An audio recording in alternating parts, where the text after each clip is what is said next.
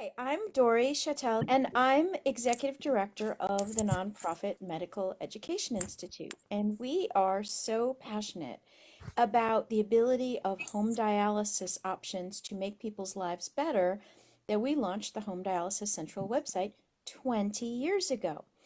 And we have a big Facebook group that goes with it. And you're welcome to join if you're not already a member, and we would love to have you.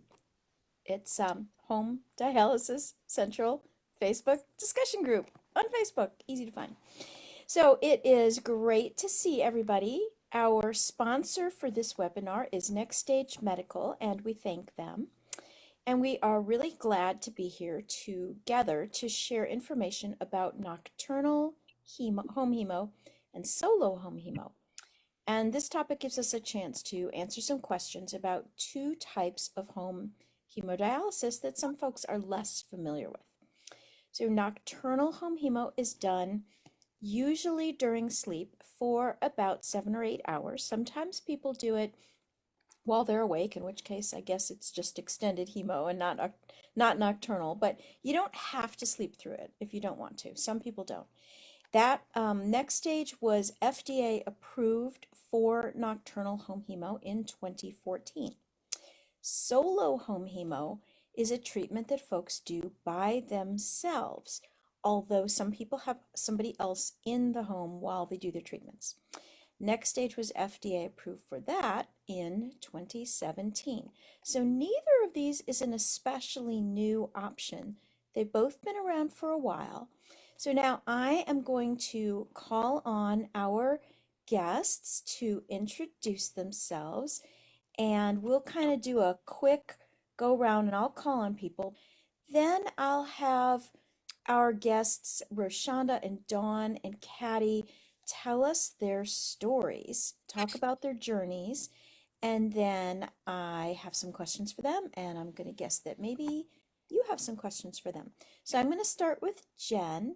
Hi, I'm Jen. I'm a nurse first and foremost. I'm a nurse, and then I worked about 10 years training in home dialysis. I'm also the daughter and granddaughter of dialysis patients, and they did home dialysis as well. So it's personal and it's professional, and I've been program director at MEI for about 2.5 years now. Something like Something that. like that. Yeah, something like that. I actually found Jen in our Facebook group, so you just never know what will come out of joining a Facebook group. It is true. Get a job out of it. So true. All right, so I'm just gonna go in clockwise order from what I see, which means Roshanda, you are next. Just tell us a little bit about yourself and which treatment you do, and then you can tell us your story. Sure. after we get to it. Hi, everyone. So my name is Roshanda. I am a patient. I am currently a home hemodialysis patient, and I am solo. I've been on dialysis now for about 8.5 years, and I was diagnosed with kidney disease, basically due to high blood pressure, and kind of landed myself here. And hopefully we'll get to chat and talk a little bit more about being solo. Thank you. And my dear friend Dawn, how about you? Hi, everyone. Happy holidays. My name is Dawn Edwards, and I'm from New York, New York, originally from Brooklyn. Woohoo! And I'm a 35-year kidney patient. I have done every treatment modality known to humankind. I'm currently doing home hemodialysis, which I've been doing for the past 14, almost 15 years. But I've been doing nocturnal ever since the FDA approved it back in 2014. So I can't wait to share more with you later on. Thank you, my dear. Vanessa, tell us about you. Okay, hi everybody. Thanks for inviting me to Dory and Jen. I'm excited to be here with all my favorite people. I am also a kidney patient. I have been on dialysis 28 years, so Dawn is leading the way, and I just follow her lead, like whatever she does, I follow. But I have to say, and this is the truth, I am not a nocturnal patient. I'm an aspiring nocturnal patient. So I am definitely interested to hear what people say here, Dawn, especially, some tips and tricks I think is good to know. I do want to also point out that if you are a nocturnal patient, for that you would need a care partner at home, right? So if you are sleeping, you would need a care partner. They don't have to be necessarily right next to you, but you do need somebody. So just something to think about. And in terms of solo, I also have a prescription for solo. So I think Rashonda will talk about this too, about being independent. I often do dialysis at home, and there's many people around me, but I also am prescribed to do solo. And so we can talk about that as well, and when those needs come up. So thanks for having me.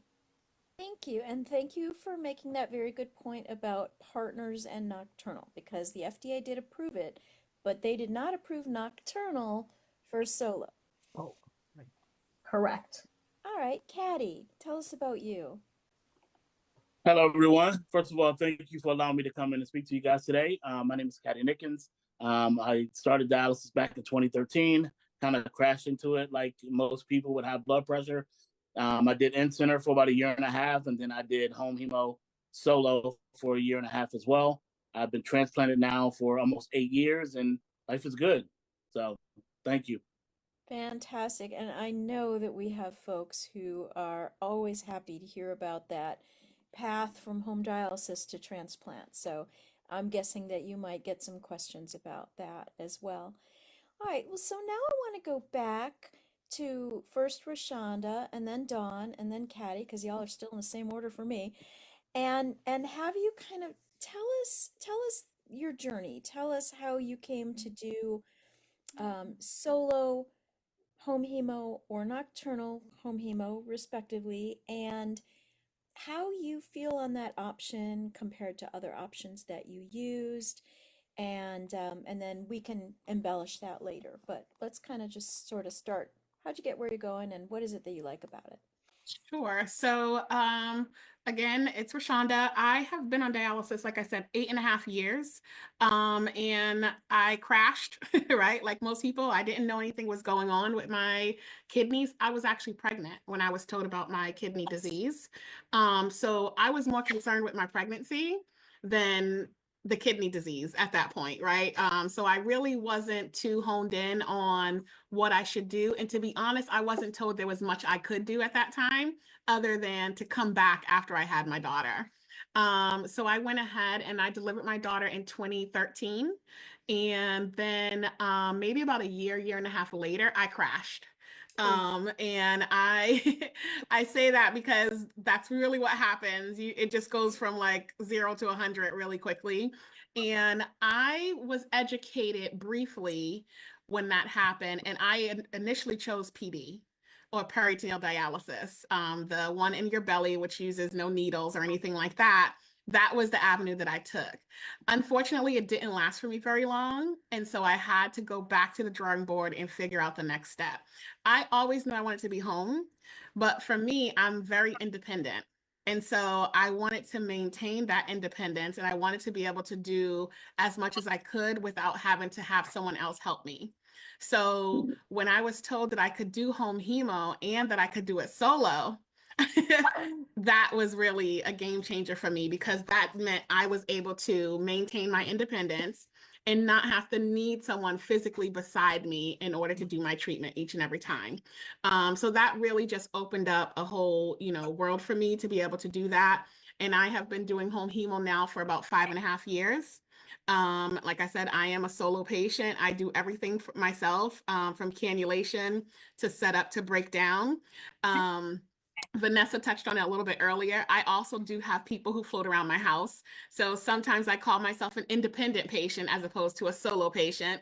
But I was trained solo. So I think that's the important difference. Is what that means is there's some extra steps that you have to take to be a solo patient. There's some extra precautions that are put in place in order to be a solo patient. So those are the things that I've done in order to be classified as solo. Very good. All right, thank you, Rashonda. We're definitely going to come back to some of that. Dawn, how about you? Sure. I have a lot to unpack as well. I have a 35-year kidney story, but I'm not going to give you the Big Mac version. I'll just give you a White Castle. Um, but after my kidney transplant failed in 2010, I was on in-center hemodialysis, and to those who know my story, I hated in-center hemodialysis. It just didn't work for me. I felt horrible after treatments.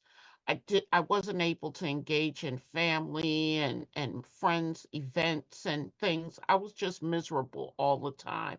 And so home dialysis was really what gave me what I call getting my wings back, because I had done PD 10 years before my transplant.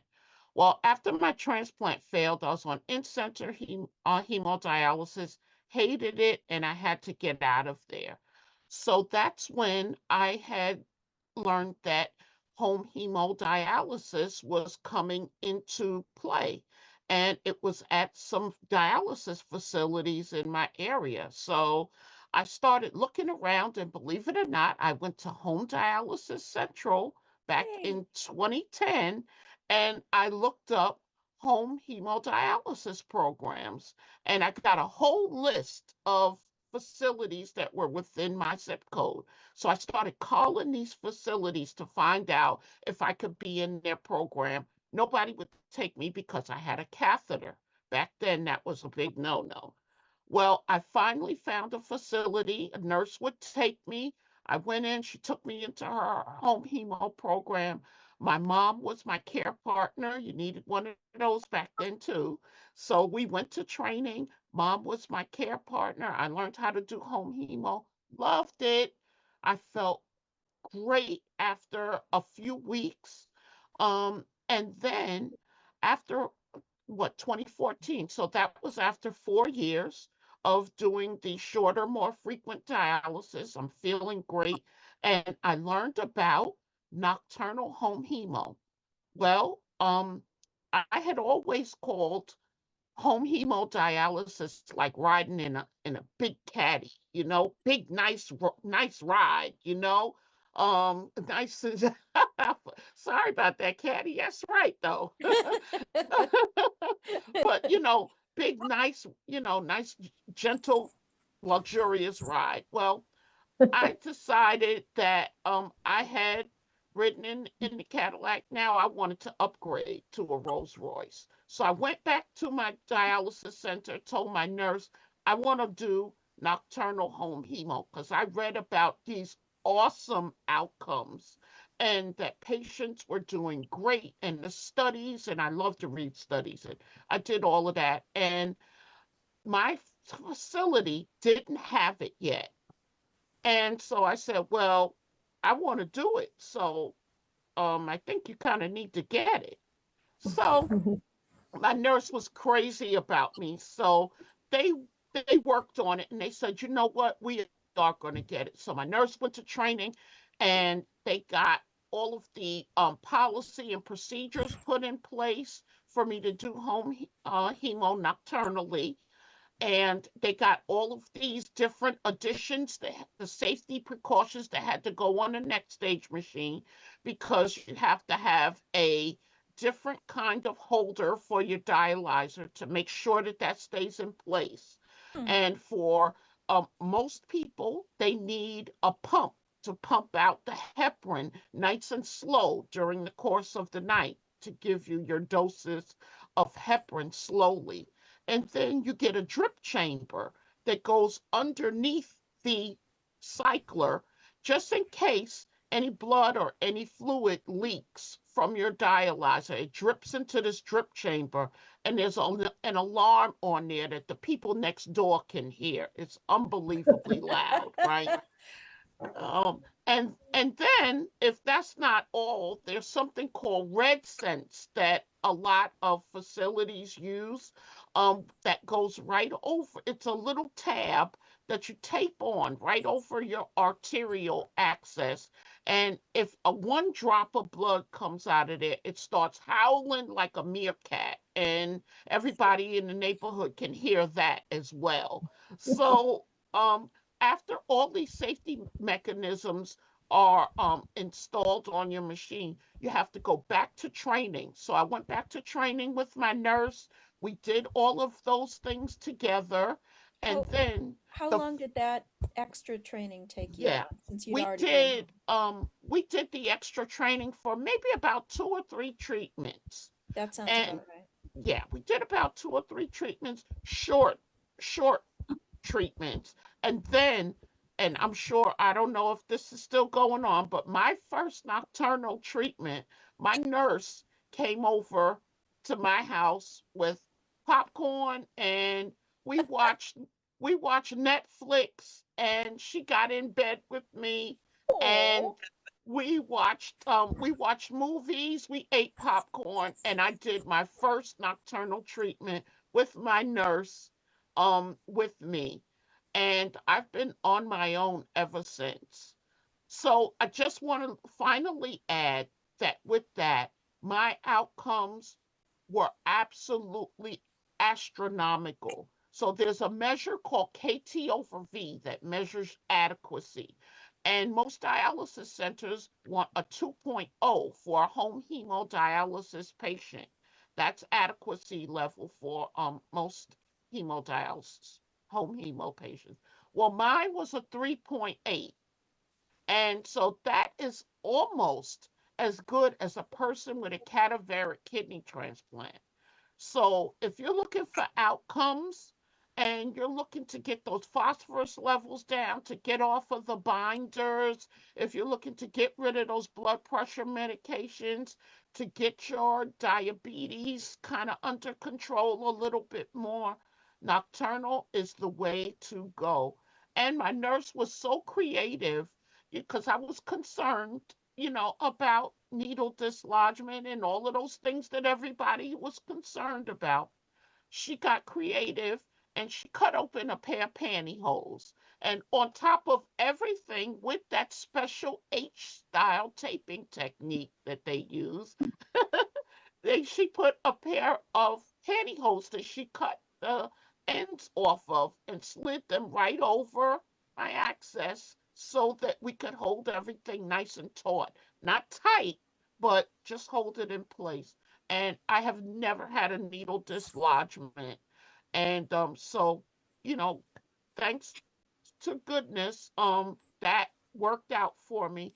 Then when my access failed and I got my catheter back, I now do my treatments with a catheter. So you can do it with any access. You just have to follow instructions and just be careful. Hey, Dory, can I ask a follow-up question to that? Because Dawn, I think you mentioned something really important that Sure. patients might not know about. You talked about the H technique Yes. for taping, and I'm wondering, maybe Jen, as a nurse, can you go over the technique that you taught your patients, whether they were doing solo or nocturnal? It is so funny that because this has just been like the topic of the week is it taping has. technique. It We've really spent all week over talking about we have taping. discussed taping technique all week. In fact, I have tape on my desk right now, and I have needles right over there. So my thing with taping is I was always taught, especially for especially solo and especially nocturnal. One of the first things that I did as a nurse was I would draw my patient's access on my own arm, and then I would figure out what their angles would potentially be. So I would figure out kind of if someone had an upper arm or a lower arm, I would kind of figure out how I would instruct them to cannulate. So I always my way is the chevron, which is it's the one piece across. It's the piece that's torn in half right down the center, and and then it goes under the tubing, and then you make your little bow with it. And then I am a big fan of an anchor piece over the bow, just to extra secure the bow. And then after you did that, I used to loop the tubing and teach to loop the tubing up. And that's what we would use with one of those scissor clamps to the shirt or whatever to keep it up. Another piece of tape. And then we would use in my program, after we would use the alarms, it would be the Surgelast, the same thing they use for tattoos to hold the. Or a lot like pantyhose. just like pantyhose, like Mhm. fishnets. It's the same, yeah, Yep. little bit of fishnets, and then that would hold everything. And I used to try to tug on it to see how sturdy it is. It is a very sturdy tape job. They're actually, Don, I will send you this study, but there's a study that was done by engineers who actually hooked up needles to a blood pump. They didn't use actual blood, but they did connect needles and use 3 different taping techniques. And the Mm, chevron or the butterfly were the ones that were the safest and the most likely to keep needles from pulling out. nice. All right, so let's go on to Caddy and hear your introduction, and then we can ask some more questions. Well, thanks a lot, Don. I get to follow that. I appreciate that. So again, It's a tough act to follow. again, my name is Caddy Nickens, and my journey started back in 2013. Kind of like Rashonda, I just crashed into dialysis. Really had some signs, but ignored them as a hard-headed man, and started in center for about a year and a half. And then, luckily for me, somebody was handing out pamphlets. Can I just stop you, because Go ahead. you're not the only person who ignored the signs. Would you mind just for a second just telling us what sorts of symptoms you had that you did ignore? So other So people a lot of think, wait a my minute, symptoms were, maybe I ought to pay attention. yeah. So my symptoms were immediately I couldn't keep anything down. So anything I ate just went right through me. I lost 60 pounds without even trying. I had this metallic Get taste in my somebody's mouth. attention. All right, yeah. Yeah, you would think. I had this really bad metallic taste in my mouth that I couldn't shake. And then the one that was the one thing that drove me crazy was no matter what I did, every time I would brush my teeth, it would trigger my gag reflex. And that's when I didn't usually. No, that's when my doctor told me the toxin level had finally reached its peak, to where anything I did, it would just make me gag. So yeah, those were my symptoms. And I had high blood pressure that I kind of ignored from time to time, because I would take my blood pressure and it'd be high, and the next day I'd take it, it'd be fine. But I should have. The warning signs were there. I just ignored them. Thank you. That may So help somebody else. absolutely. All right. Absolutely. So So you 2013, go in crashed. center. Yep. Yep, crashed 2013, go in center. Did that for a year and a half, and then this beautiful woman named Rhonda Bennett, who was the CA at the time, actually came in and was handing out pamphlets about doing dialysis at home. And to be honest with you, I'm a very independent person. I was starting to learn the machine prior to her even handing those flyers out, and she handed it to me, and I realized that I've been doing it in center for a year and a half now. Unlike Dawn, I didn't hate in center. It just was an inconvenience for who I was as a father and as a husband, because I had 3 little kids at home. I had 9, 4, and 2-year-olds. My 2-year-old is now 12. He's sitting right here behind me playing video games. And I wish my oldest was home from college, because I'd get her on here and let her talk to you guys about what it was like watching me do dialysis. And so I did that. She came over. We talked for about 45 minutes. And to be honest with you, I was kind of upset that I wasted a year and a half when I could have been at home, because nobody was willing to open their mouth to tell me that there was a better way of doing dialysis. So once you did that, I did 2 weeks of what's called Experience the Difference. And it wasn't even night and day. It was like different universes, from being in center to now doing it at home. It took my time. Your time is going to vary. It took my time. I was on the original machine for 3 hours and 45 minutes. It dropped my time to 2 hours and 45 minutes. So it took an hour off my time, per treatment. Yes, I was doing it more frequently, but it allowed me to free up my time, because 1, I was doing it at home. 2, I can control the air and the heat in my own home. And 3, I didn't have to go anywhere. And one of the things I love that most people don't talk about is in Virginia, I became an asset to my neighborhood. So with me being a priority 1 patient, when it snowed, my neighborhood was always the first one to be snowed or cleared out. If the power goes out, my neighborhood is always the first one to be put on, because I was at home center and we were called a priority 1 neighborhood. So we always got put on first. So I used to make my neighbors pay me, but they never gave me the money, but they should have. But so I did that. Should have socked them for it. Yeah, I should have made some money off of it. But did home for about a year and a half. May 12th, 2016, I got transplanted. My best friend's fiance, unbeknownst to me, went down to the University of Virginia and got tested. and she was about a perfect match for me as you could ever imagine. And so we did the whole exchange. We did the deal May 12th, 2016, and I've been living life ever since. Working, and I have 2 jobs, and this is my passion. This is what if I could find a way to do this full time, I would. This is what I absolutely love. Is going out there and being able to impact lives, whether we know it or not. We as patients, and we are people who in this industry, have the opportunity to impact lives, and I think that's what drives me in this thing. And then when I met Vanessa and found out Vanessa was a patient, and then I met Caitlin, who I won't tell you what kind of transplant she had, but Caitlin also had a transplant. And you find little things in this life that when you meet people, you don't think you have anything common, and then you find out you do. And then I hear Jen's story. Her dad was on dialysis, and she grew up in the industry, and now she's a nurse, and now she's in this industry. It's just crazy how people find their way into this industry. The only thing I ask is when people get into this industry, be passionate about it, because we're affecting lives here, whether we know it or not. And to go nonchalantly out here and I tell people it's like spreading the gospel. Like, go out here and tell people about how good you can feel on home therapy. Like, my thing is that I figured out when I talk to patients, it's not about the what, the when, and the where. Well, it's not about the how. It's about why. Why do you come to dialysis every day? Why did you get up today? You know what I mean? If you can focus on that why, I believe we have an opportunity to really change some lives.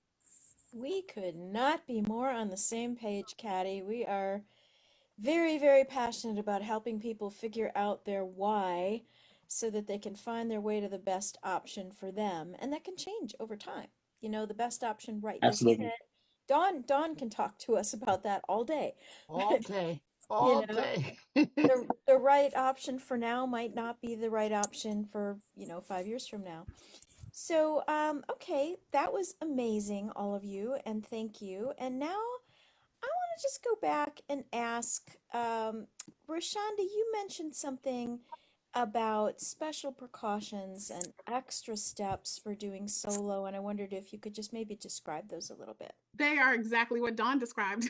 I had a feeling you were going to say yeah. that after I heard this leave my mouth. I thought, I bet Dawn already caught. Yep. They are. They are exactly, the solo precautions are very similar to the precautions that you take when doing Nocturnal, with the red sense, with the extra piece to hold the dialyzer, with the drip tray. All of those things I have and are in place for when I was trained for solo. Yep. So those are the same precautions that I have. What I wanted to mention, if it's okay, is, I'm listening to everyone talk, and how we're all home and kind of why we're here. And I just want to mention that it's very important for people to understand that home hemodialysis is designed for low and slow, right? The lower, the slower you can do it, the better it's going to be for you. So I just caution folks to not try to get so much time back by speeding up your machine. And I just say that because it's happening more and more that we're getting higher and higher pump speeds.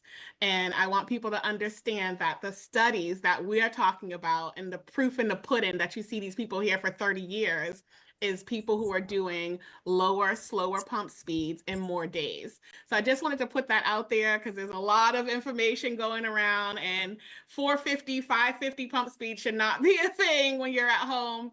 So I just wanted to mention that. I run my machine at 330. And, if I could go slower and do Nocturnal, maybe that's in my future too, Dawn. Rashonda, we need to figure. We do. And can I ask a question to actually Dawn, and then also to Rashonda and Caddy? I'm wondering, you guys do solo, and Dawn, you do Nocturnal. I think part of the problem that I have with Nocturnal is finding the balance. Like, what time do I actually get on at night? Yeah. And like, when do I wake up? And I'm wondering how long did it take you to feel confident, right? With, and this is for you, Rashonda and Caddy, as well. So for Rashonda and Caddy, it's how long did it take you to feel kind of confident to do it solo, if you will? And Dawn, for you, how long did it take you to feel confident and also feel that you have some kind of a schedule? Like, do you get on at the same time every night, or like, how do you do it? Because I that's what I struggle with sometimes when I think about doing Nocturnal. I'm like, do I get on at like 8 or do I get on at 10? And like, how do I sleep? Like, I'm just wondering, I struggle with it. It's a real struggle. Yeah. So I do more frequent therapy. I do like Rashonda, like a low and slow type thing. By the way, living in Massachusetts is great to do a long treatment. It gets dark at like 4 o'clock, and you can do a very long treat. I don't care. I'm watching Netflix. I'm May as very well good be with sleeping. shows. It looks like Right. midnight. Ask me about shows. I know about them. So I'm just wondering, Dawn, like when did you feel confident? How do you do that? I guess it's because of the way that I'm fine-tuned. First to commence, when I did work, I worked midnights. So I'm kind of nocturnal anyway. But what I do is I stay up late. So that's one of the pieces of it. The second piece is that I can't stay still like everybody else sits on the machine and they eat popcorn and they watch movies like you just said, and they have a wonderful time with the family. I can't do that. When I'm up and my eyes are open, I'm moving and shaking. I'm over here, I'm over there. And when I lay down, that's it. Lights out, and that's it. So I said that to say I can't do dialysis and sit still for 3 hours because I'd be, I'm not feeling good about myself and I'm ready to get off. So that's not a good fit for me. And I realized that, from my in-center days. And then when I did PD, I was sleeping during treatment. So I'm just one of those, you got to knock me out. And so I hook up for treatment midnight, I'm going to sleep and I do my 6.5 hours. I'm up 6:30, I'm disconnecting, and then I'll go back to sleep. That's when I get that real REM drooling kind of sleep because just because just to keep it real with you, when you know that you're hooked up to something, you do not get REM sleep. You go to sleep, but it's not that real, that Yeah, drool kind of sleep. kind of in the So back of the mind. My exactly, patients said that too. exactly. My patients are always like, it's like the way you keep one ear open when you When have the a baby at baby, home. correct. Right. It's a Do you, twilight sleep. It's can I Yeah. exactly right. can I ask you, Dawn, do you Sure, have the machine facing you? absolutely. Okay. So Judy Weintraub does Nocturnal as well, and she really, really struggled with sleep when she started doing that. Mhm. And she finally figured out that if she turned the machine away, that Uh, she was actually able to get much deeper sleep. oh, And for her, that made a big difference. Partly, there's light coming in from that right. screen, even if you put it on dim. I mean, I am not on dialysis, but I sleep with a sleep mask. I don't like Hmm. any light in the room. Hmm. Sometimes a sleep mask can help, but just if you try turning the machine away from you, and that might reduce your vigilance so that you can let go and sleep better. You know what? The reason I turn it towards me is because I need as much room as I can, as much Oh line yeah. room. The lines Yeah. are short, So you might try a So sleep mask. yeah, a mask might be helpful. So I I tried Nocturnal early on, probably too early, honestly. Like after I think Nocturnal is something you probably should do after being on dialysis for a little while. Um, and I did try it and I could not sleep. So I ended up kept getting out of my bed and in my chair. Like I was uncomfortable. For me, I just couldn't relax. And I was like, so and I was very early on. And my doctor was like, fine, if you want to try it, try. He's like, your labs are great, but if that's what you want to do, I was trying to figure out how I could get more day back. Right Mm. at the time, I was like, how can I get more day back? And so I Mhm. tried it for a short period of time, maybe 2 weeks, which was probably about 4 or 5 treatments that I was doing each week. And I just kept getting up in the middle of the night and sitting in the chair. So then I was like, this isn't sleep, this isn't nocturnal, this is just long treatments in the chair. So that, that just didn't work for me at the time. With me doing solo, I know Vanessa had asked how long did it take to kind of get comfortable doing that. I gotta say, my trainer was amazing. And I always say this every time I speak, like the trainer matters. Like the person who trained you matters because they pass on to you all of their knowledge, and that knowledge gives you power, right? And so once you're armed with that knowledge, you feel so much more comfortable and confident in the process.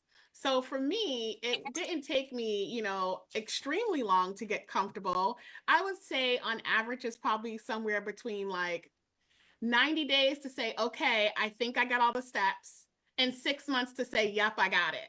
Right? Like I feel like somewhere around that time to be like, okay, I finally didn't have to check every single line to make sure I hooked these all up right. And then after that 6 months, you're like, oh yeah, I'm in this now. I done found a routine. I know when I'm doing it. This is what works for me. So I would say somewhere in between those two time zones is where I kind of found my groove.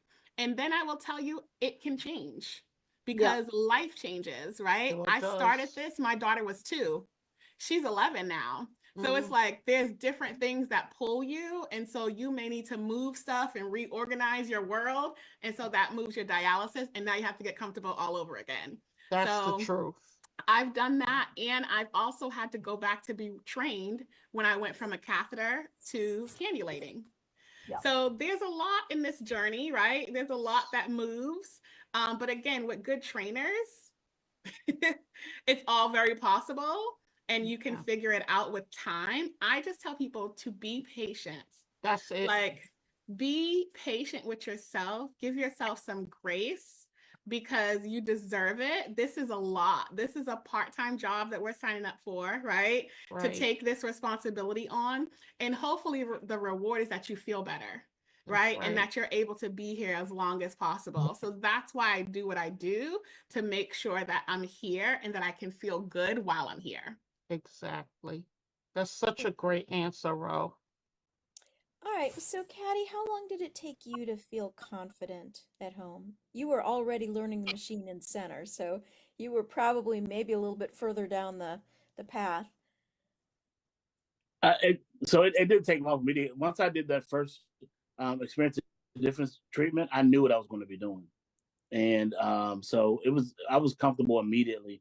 And I'm one of the rare patients. I don't know about Ro or Dawn, when you guys were in center, I couldn't sleep. I could not sleep in center. The noise, the pinging and the acid, the water in the back, people cramping, all the noises of the nurses and techs and everything. Not that it was all that noisy, but I never slept in center. So I was always aware of what was going on around me. So it was like, this is not what I want to do. So when the opportunity came, for me to go home, I was already comfortable because that's what I wanted to do. And as you said, I was already researching ways to speed up the process, not because the way they did our center was whoever was on the longest and had been in the center the longest always got put on first. Well, I'm the new guy. Oh, my time is only 3 hours and 45 minutes. So yeah, I'm the last one to get on. So I get there at 6. I'm not getting on till 7, 7:30, sometimes 8 o'clock if anybody has an issue. And it wasn't anybody else's fault. It's just the way the ball bounces. I was like, you know what?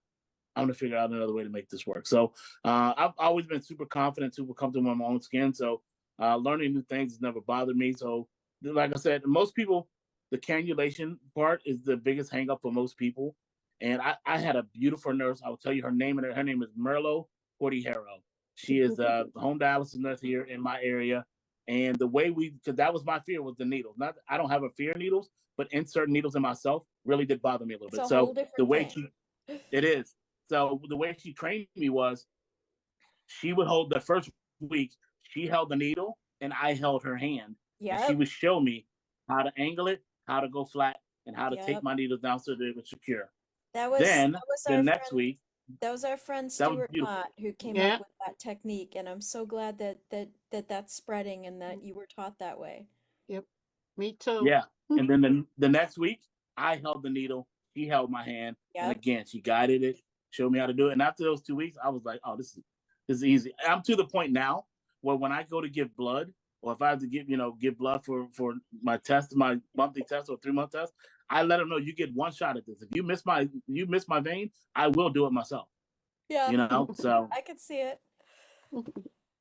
You know what's so funny is we did the guided technique when I was training as well, and my nurse, just like Caddy said, I held her hand, and then the second treatment, I was like, get out of here, let me try it myself, and I did it myself, and when I Wow. got that flashback, Yep. oh my gosh. When I got that flash of blood back in, I was like, I could have ripped my shirt off. You could see the big S on my wait a chest. minute, you can't do Oh, that. wait, shh.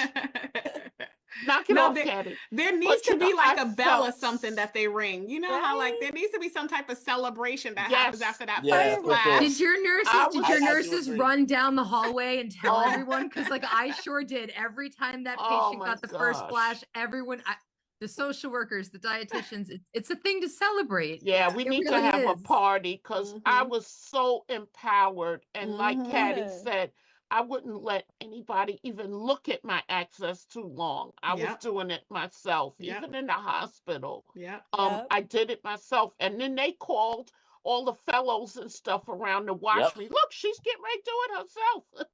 So Oh, it's I had the so same experience down at empowering. University of Virginia. Yeah. All I right. felt like I was a monkey on display because everybody wanted to see me stick myself with needles. Mhm. It was kind of nerve wracking, but it was probably 60 people in the room when I was doing it. no Wow. pressure though. That's a crowd. Yeah, All that right, Yeah. is a crowd. Vanessa does Mm. not have enough bandwidth right now to Oh, have her video on, but she is wondering if any of you solo folks, that would be Caddy and Rashonda, mhm. have tips like, are there things that you do because you're home, maybe by yourself, maybe not, but, like get all your snacks in place and Yes, it's a what lot of things. what sorts of Yep. things have you learned are a good idea to do during your setup so So, that it goes well? so yeah, so there's definitely things that I've learned along the way, right? Like kind of trial and error. Oops, should have did that. Mhm. I think some of the biggest things is depending on your space and how it's set up. I learned that I need to have certain supplies within arm's reach, right? Okay, That could like be an what? extra saline bag, right? Because you Yep, never know when you're going to have to give yourself a little bit more saline. that's right. Or it could be even extra needles. You've ever had to pull a needle and put another one in, and you're like, oh, shoot, I didn't have them. So I'm in a larger space now. So my supplies don't necessarily sit right beside me. So I have created, actually, I'm taking credit. My fiance created a little emergency supply bin that I keep all of this stuff in. So it has my saline, it has extra needles, it has extra syringes that have saline in it, just all of the normal things that I would normally grab when I'm setting up, but they're extras. So I had one situation where I was like, I needed saline, and I was like, I can't get, I'm connected and I can't reach it. Like I was like, oh, like, and so after that one time, never again. So now I Right. always keep that What extra what supplies there. did you do that time? When I needed the saline, Yeah. I had to lose my blood. I was doing a rinse back. It was just I had to Yep. give it up. And it was Yep. just one of those where we dialysis patients hate to lose their blood. Yep. Yep. Yes, we do. Yeah, Right. so it was one of those where I just had to give it up, and it was a lesson learned. I never did it again, and now I keep that extra saline. Another thing that I do is, and I don't know how many patients have access to this, most of us do because we have smartphones. When you're solo or even independent and it's just you and your one hand, voice activated devices are amazing. So whether Yes. you have Alexa or whether you have Siri or whether you have Bixby or whatever it is, just remember you can always use that voice activation to make a phone call if you need to, right? If it's an Clever. emergency or to call your spouse or whatever it is. Those things are absolutely amazing and come in handy when you don't have your hands. So I That's a great definitely idea. utilize those things.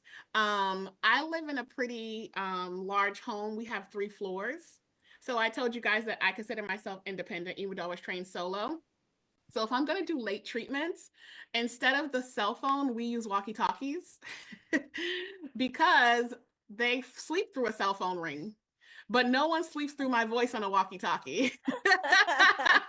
So if I'm like, hello, I need somebody to come downstairs, they're like, oh, they can usually hear me on a walkie-talkie. So we use walkie-talkies when I'm doing really late treatments and I'm inconveniencing everyone in the house.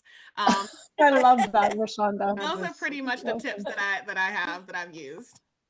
All right. I was going to ask Dawn, what blood flow rate do you run at? I run at a 250 and Wow. never more than that. Yep. Never above. I can't take it. I don't like it, and I won't do it. So Nice and slow. I was gonna say earlier that I think Rashonda said, people at home shouldn't run 400, 450. I don't personally think anybody ought to run faster than 350.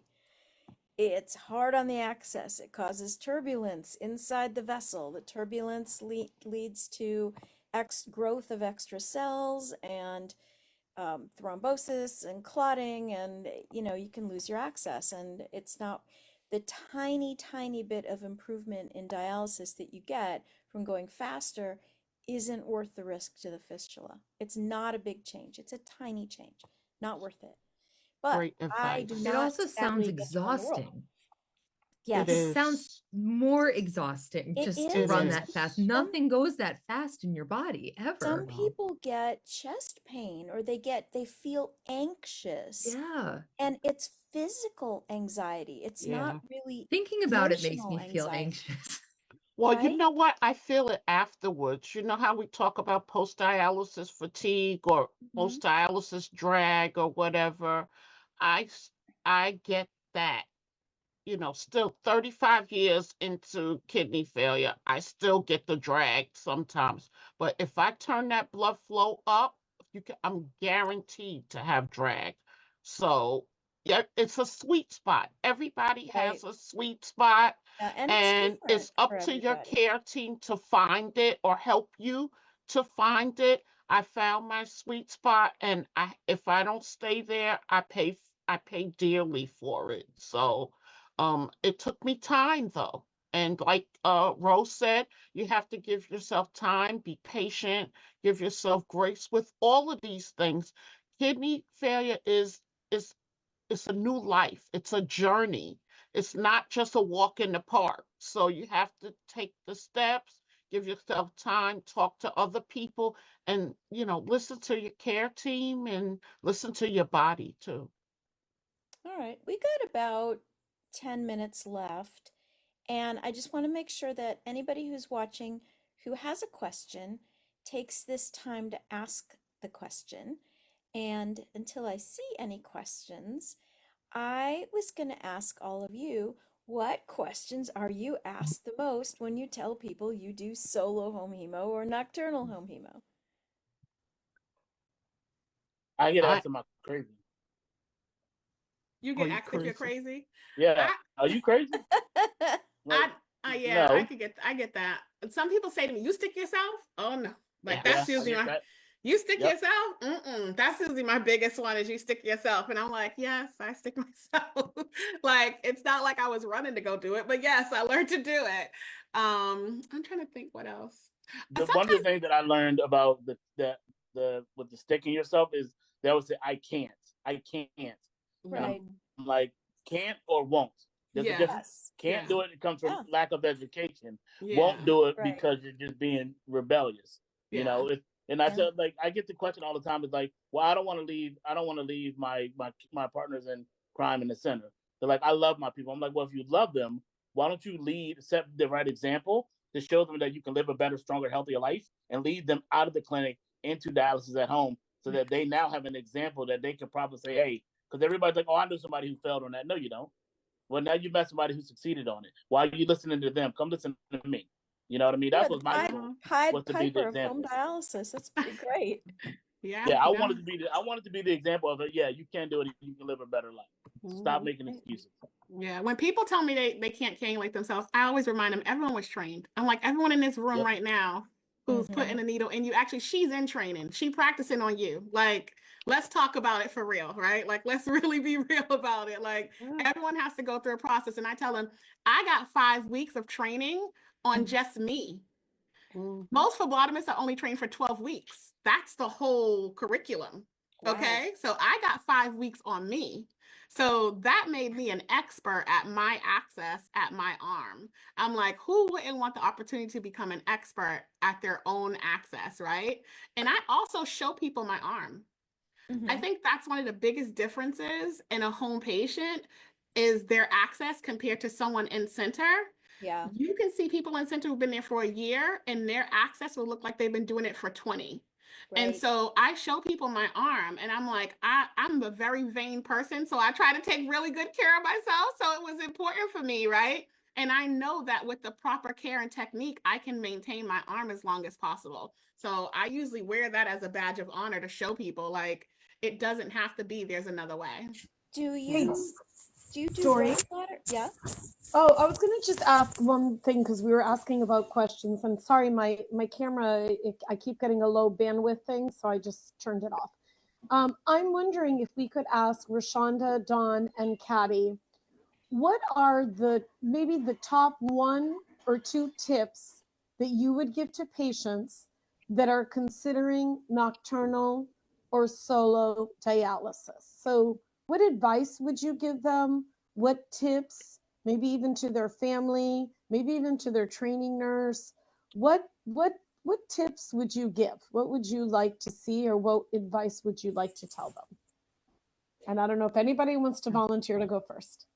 I'll jump on that one. My first tip to anybody that it's not even if you're not doing home dialysis yet is to try it. You have to jump. Like I said, this is a journey. It's not a sprint, this is a marathon. So, try it. This is something different and you have to give yourself patience and get used to it. But that if you don't like it, you can always go back. But if you do like it, look what a whole new world you've opened up for yourself. And you can go back and tell other people, like Caddy said. The second thing that I say is, is to make your care team members your best friends. Yes, you have family, but your family and they provide you with the support that you need to be successful. But after these 35 years, I've learned that those people in my care team, I have to be really close to them so I can go to them and be honest with them. I can tell my nurse I didn't do treatment today because of this, that, and the other. And so that when they're looking at my labs and my labs are off, they understand why. Because they can look at your labs and tell, So I I just say be honest. Um, you don't have anybody to be afraid of. You're in control and empower yourself with all the information that you can get and get people in your life that are positive. Toxic people, tell them to kick rocks. You gotta get rid of people that are, discouraging to you, because in order to do this and do it effectively, you have to have people that are going to push you and that are going to lift you up and help you to be empowered and to encourage you. So those are such important pieces that have helped me to continue to go on. And I hope that, that I'm able to go on 35 more years. I know that's right. So for me, I'm sitting here and I'm thinking, and I think one of the biggest things or the most important things is to learn to advocate for yourself. Whatever that is, everyone's situation is going to be different. Everyone's outlook is different, but learn to advocate for yourself and to stand 10 toes down for what it is that you need and what it is that you want. And if you're not getting it, you need to be okay with leaving that place. And I know that that's not possible for everyone, but where there's a will, there is a way. And in order for you to live the life that you deserve, sometimes you have to cut things loose and move on. And I think that we forget that as patients, our doctors are hired by us. Nephrologist may have been assigned to you, but you pay him. Come They're on doing you now. a service. And just like with any service, if you are unhappy, then it's time to cut Go ties and move someplace on. else. And I think that we forget that. And for me, it is important to have my team working for me, not against me. And so we work together. When I sit down with my doctor, with my nurse, with my dietitian, they're not telling me what to do. They're asking me what I need. And that is a different conversation. And so if you're not having those conversations, then you need to reevaluate your circle. You may need to replace everyone in it so that you're getting what you need and that people are asking you, what is it that they can do to make your life better? So that would be my advice that I would give anyone who's going into this, because this is a long journey to navigate.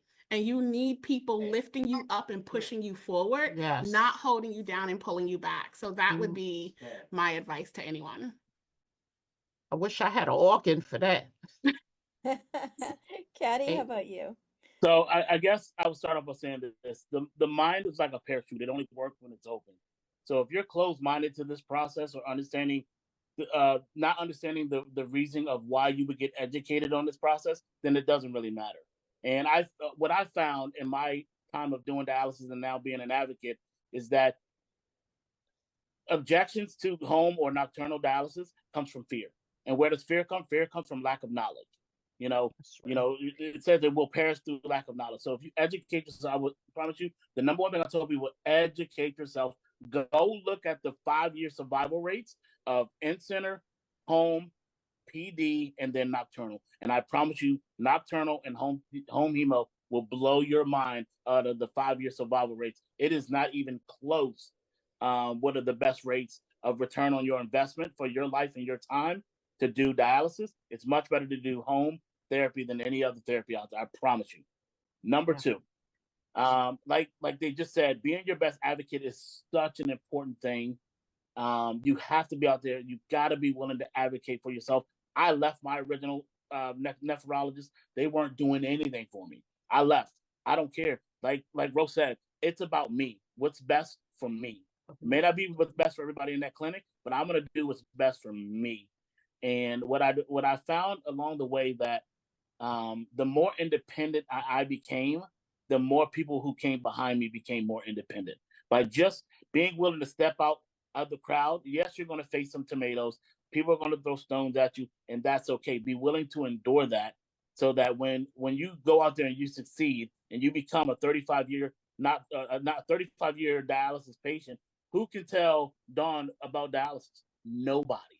She is invincible when it comes to dialysis because she made herself that way. Absolutely. You have got to be willing to go out there and put your spine out there and say, I did not get blessed with a wishbone. I got blessed with a backbone. Go out there and stand up for yourself. I became the advocate for my clinic. I was an advocate. So when patients had issues with the clinic, they came to me, and then I went to battle with the clinic about it. That's what we need. We need more leaders. We need to stop being so passive about the opportunity that we have with home hemodialysis and be more offensive. I tell people all the time, we are so busy playing defense, we forget that we can score points and help more people become and be living better lives by just opening our mouths. It costs us nothing to just say, you can live a better life, and let me show you how. Yeah. Amen. You are Almost made me cry. you are being the change you want to see in the world, and I think we all really respect that. That's wonderful, and I think you're right. If there was more of it, we would make the world a better place. Amen. Well, I know there's 3 of us in here right now that are At least. Me to kick in too. some doors. Don't forget Vanessa. I forgot about You Vanessa. can't see too. her. Thanks, Caddy. Vanessa's a 28 high years. authority. Come She's on. one of us as well. 28 years, and I'm about to go do my treatment now. There you go, right. girl. You're going to inspire me to keep trying this nocturnal piece, because I know, like longer, overnight, more frequent, better. Oh, can I ask a question before we go? I wanted to ask Dawn, how many days are you doing your treatment? That's a good one. I do my treatment literally every other night. Literally. Every other So night. that's Okay. 3 times a week, 1 week, 4 times a week the next. And about how many hours? I'm sorry, I'm nosy. I do 6.5 hours Okay. most of the time. Okay, thank you. Yeah. She's gonna I copy know you. that when She's I have so to go back on inspired. dialysis, I'm going probably do Nocturnal. I'm gonna try to Nocturnal. do Yeah. Nocturnal. Yeah, I hear you. Okay, thank you. I might copy it on you. All That's right. right. Rashonda, we can do I it wanna- together. Here All we go. I right. want to thank everybody, all of our guests, Patty and Rashonda and Dawn and Vanessa and Jen, and give everybody a heart. Let's see if this works. I know. Sometimes Oh, let's see. I never can do it the right way. I'll be right it's not Here we working. go. I can give a half a heart. I'm holding my phone right now. Sometimes it makes little hearts come out when you do that. back. No, I got an no, old phone. okay. It's not ready for all that yet. Exactly. All right. Well, I would like to thank our sponsor for this webinar, Next Stage, for helping us to find all these wonderful people and supporting Home Dialysis Central and these webinars. And I hope everybody has a fabulous holiday and goes out and advocates for themselves to live Absolutely. their best lives and get Yes. their best treatments. Yes. Thank you all so much. Thank Yes, you. let's do this again. Terrific. Bye. Happy New Year, everybody. holidays. Merry Bye. Christmas. Happy Happy holidays. holidays, guys.